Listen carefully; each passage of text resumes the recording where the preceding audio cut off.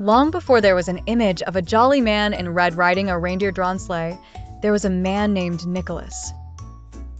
Nicholas was born in the 3rd century, around 270 AD, in Patara, a coastal port city of Asia Minor, present-day Turkey. He was raised in a wealthy and devout Christian family.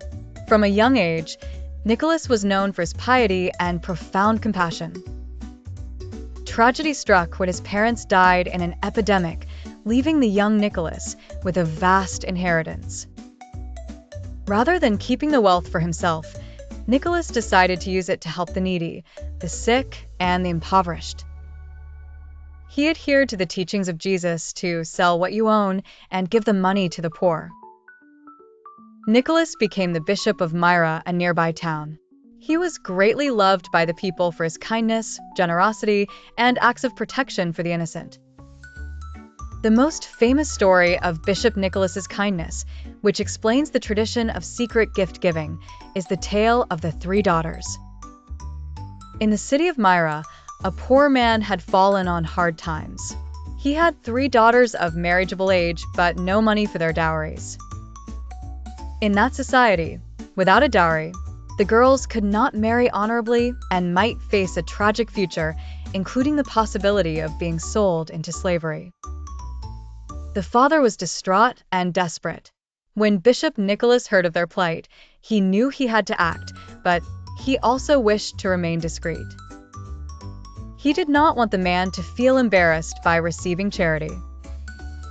One dark night, Nicholas secretly visited their house. He carried a bag of gold, enough to serve as a dowry for the eldest daughter. He climbed onto the roof and dropped the bag down the chimney.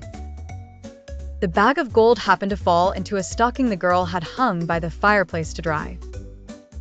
The next morning, the family was ecstatic and astonished to find the gold. The father was able to marry off his eldest daughter honorably. Sometime later, Nicholas repeated his act of secret generosity for the second daughter. By now, the poor father was incredibly curious.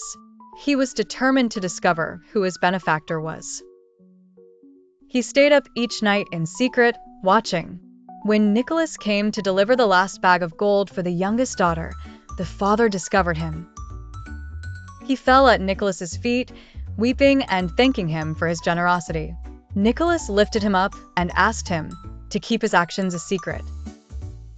Though Nicholas wished to keep his deeds private, stories of his generosity spread far and wide.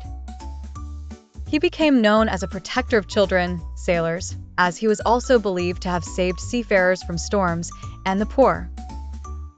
After he died on December 6, 343 AD, he was canonized and recognized as a saint.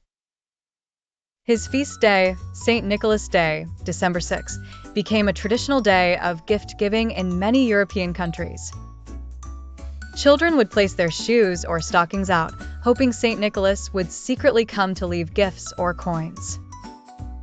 Over the centuries, the image of St. Nicholas, known as Santa Claus in Dutch, traveled with Dutch immigrants to America.